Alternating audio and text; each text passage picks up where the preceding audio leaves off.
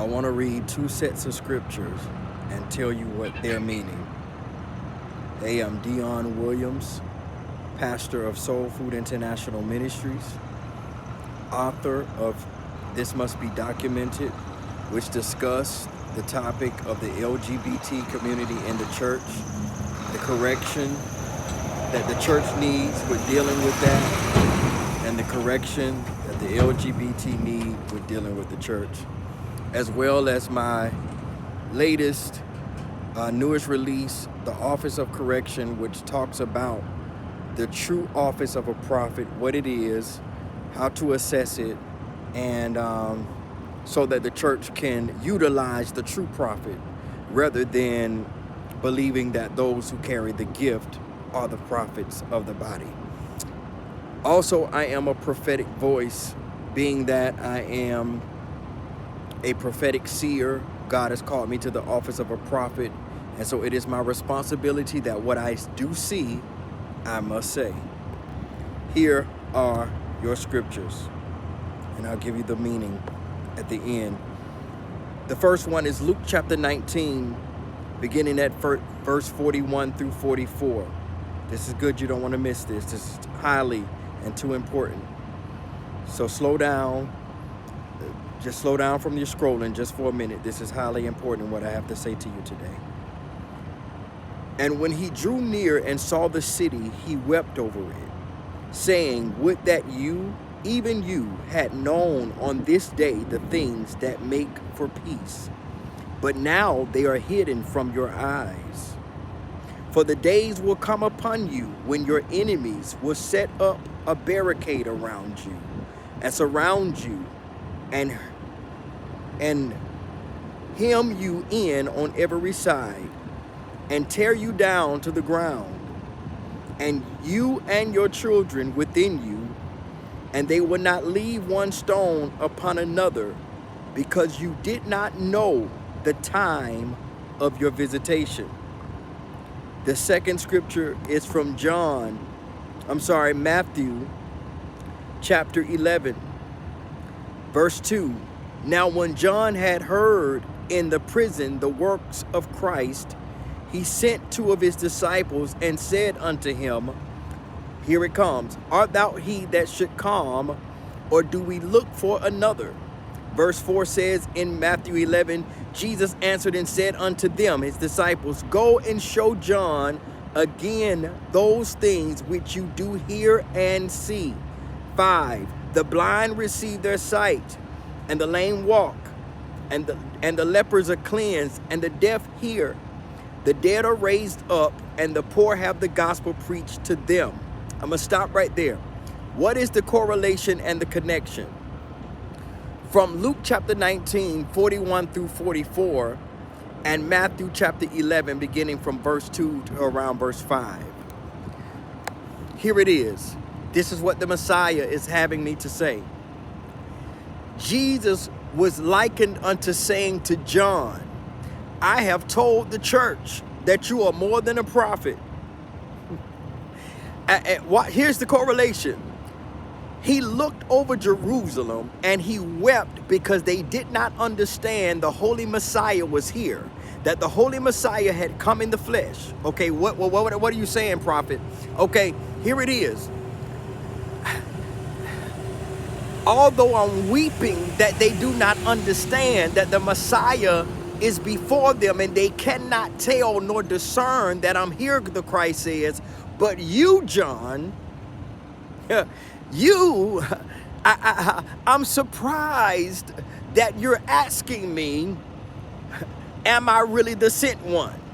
Go and tell John the things you see, because apparently this John announced me, Christ says. This John said who I was at the beginning of my ministry, and now John is questioning, am I really the one, the sent one? Okay, what am I saying? Okay, so pay attention to this, please. Watch this. I wept over Jerusalem. Watch this, here it comes. Okay, I weep over the masses because they cannot understand. But you, John, which is more than a prophet, I expect you to be able to discern the season. I expect the people to know that the Christ is not among them right now. But what happened to you, church? What happened, John? What happened to your spiritual eyes? Now, I expect that they can't see who I am, Jesus says, but what happened to your seeing, says Christ to John. But no, now Christ says this to the church. I expect that the world don't know what's going on, but what has happened to the vision of the church? But it's not that the world, what I'm getting ready to address to you, don't know what's going on. As a matter of fact, it's been inverted and flipped, because what I have to share with you here tonight, the world knows what's going on and the church does not. And so I stand before you prophetically as a prophetic voice to awaken the church to something that has been a covert operation that's been under our noses. And Paul wrote to the church of the Gentiles, and he said to them that God would not have us to be ignorant concerning the devil's devices. And so I, Dion Williams, prophet of God, has a clarion call to the church that there is a covert demonic operation that has been going on under the church's nose, but the world knows about it and we do not. And the interesting thing is, Jesus, the Bible tells us, Jesus says that Satan cannot cast out Satan, that a house divided amongst itself cannot stand. There is a terminology that the world is aware of called gang stalking. And the individuals that are targeted or that are being stalked by this demonic gang are what are called targeted individuals. They're called targeted individuals, or TIs. The world is aware of what's going on. But the church, John, what happened to your seeing, John? Why are you questioning my arrival? The Christ says. Watch this. So now the world knows about a demonic, even if they don't know how to describe it as being demonic, a demonic thing has been happening under our noses.